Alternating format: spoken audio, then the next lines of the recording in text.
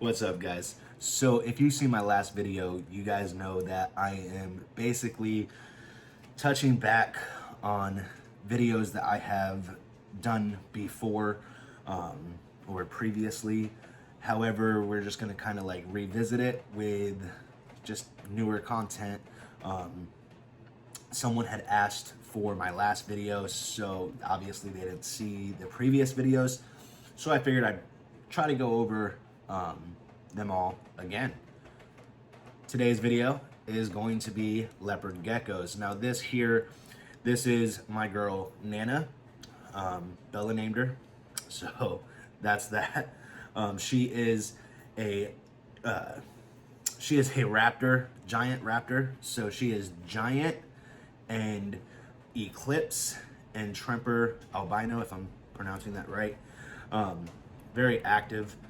Now, I'm not going to talk about how I acquired this girl. That's going to be for another video. I'm not sure if I posted one yet or not, but it's going to be for one of the review videos, so make sure you guys check that out.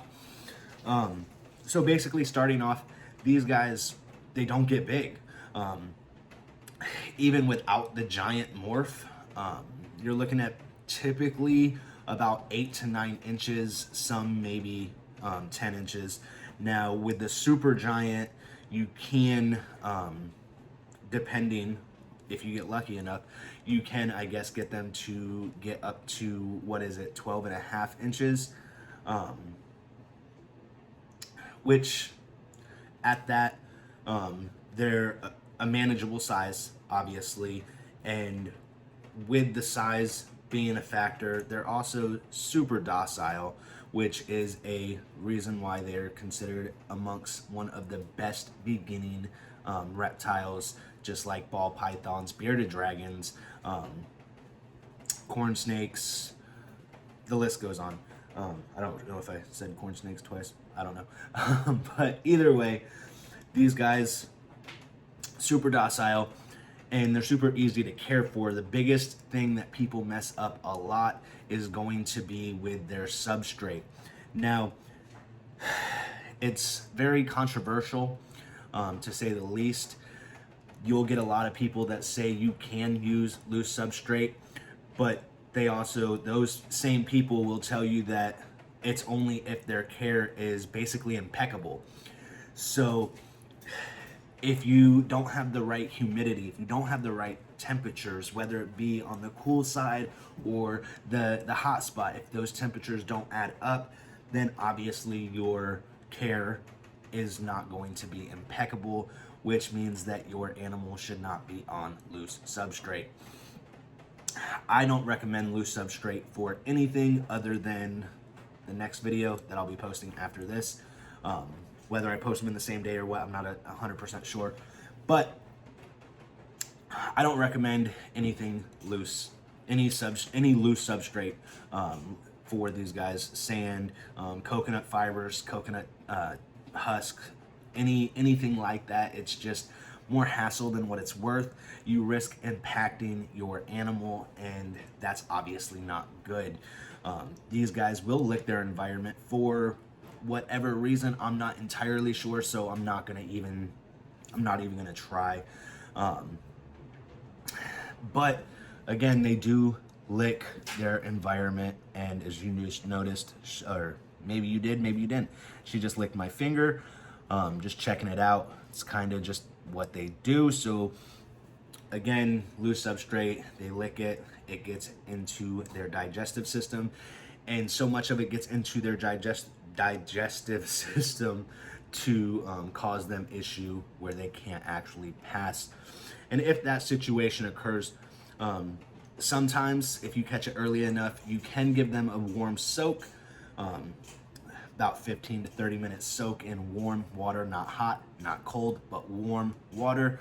And typically they'll poop for you. And once they poop, then you know that they're passing the impactation, not like passing away. So in order not to deal with that, just don't use loose substrate. You guys can use Repticarpet, indoor outdoor carpet, it's the same thing, and paper towels, newspapers. you know, the list really goes on for substrate capabilities, non-loose substrate capabilities. However, no matter what you do, you're going to want a humidity box, a wet box, trying to not make her fall with those air quotes, a wet box, something that basically is going to retain moisture, or not so much necessarily just a box, but like a hide. I personally know a few people, including myself, use a lay box. I don't know why I did the air quotes that time, but a lay box with some loose vermiculite, not so much loose vermiculite, but with vermiculite that is dampened. That way it holds the humidity. They can go in there, obviously, if they're going to lay eggs, and also if they're, you know, wanting to basically just get a humid hide. So humidity for the surrounding is going to be about 30 to 40% humidity, which isn't very much in a glass terrarium. Terrarium. I can't even talk, guys. In a glass terrarium, ultimately, you're going to have fluctuation of humidity. Any humidity that you try to keep is obviously going to escape through the lid, but there's ways around it, so you can 100% do these guys in a tank, or you can even do them in a rack system like you can with ball pythons and other species. So, sorry, these guys are going to eat insects. They are insectivores. Sorry if I'm not pronouncing my words properly tonight. It's kind of late, but that means they'll eat superworms, mealworms, waxworms, cowsky worms, which is black soldier fly larvae.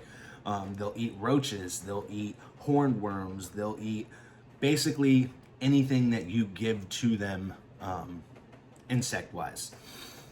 And I typically try to stay away from mealworms only because mealworms have a hard exoskeleton, and sometimes your animals don't actually kill them as they ingest them.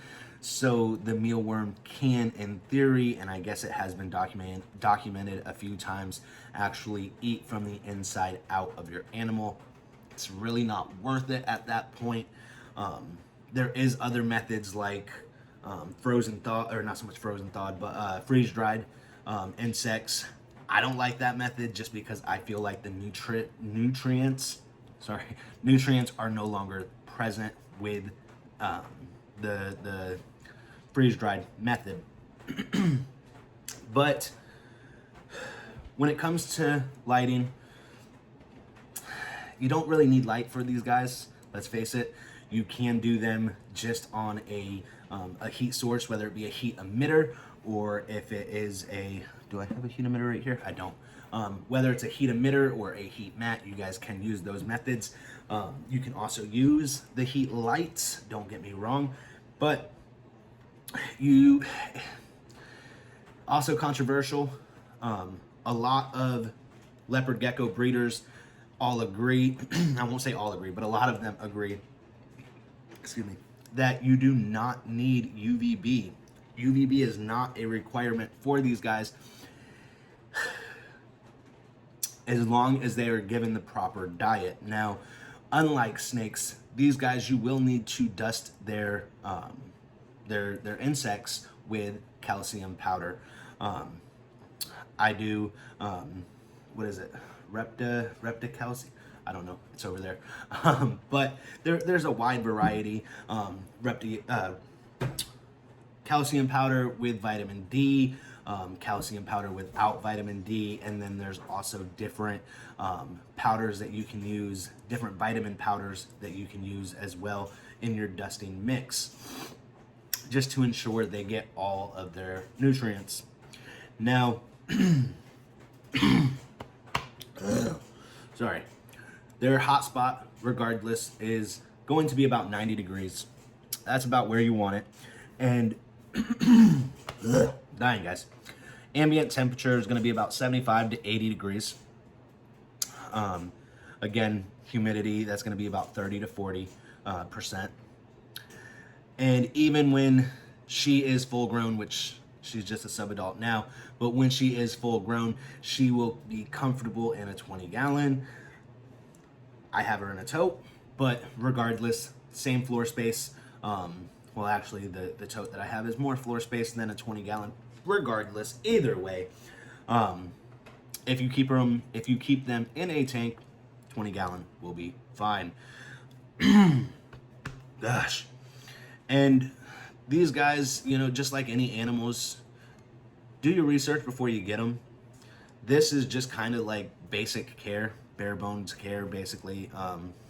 That made no sense, but it's just basic care, and you guys should always do multiple searches and always compare the information that you receive. Never go just based off of one site or one person's input.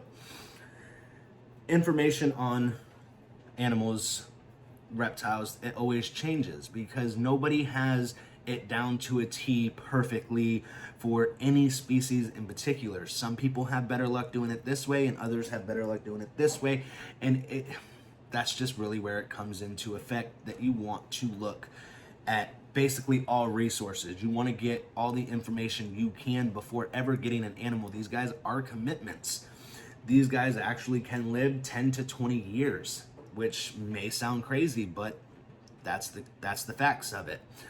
You just want to be sure that you're ready for that kind of responsibility, which again, guys, it's really easy. There's not much to it. They're rewarding species. You can actually work with them, as you see here. I don't recommend holding them all the time. I don't recommend taking them outside and letting them run. Just obviously use your own caution, exercise caution when dealing with these guys with exercise methods, I guess you would call it, or outdoor or roaming time, whatever you want to call it. But guys, that is going to be that. If you like Nana, comment down below. If you want to see more of these videos, obviously make sure you subscribe if you haven't already. And that's going to be the end of that, guys. I love you. Take care.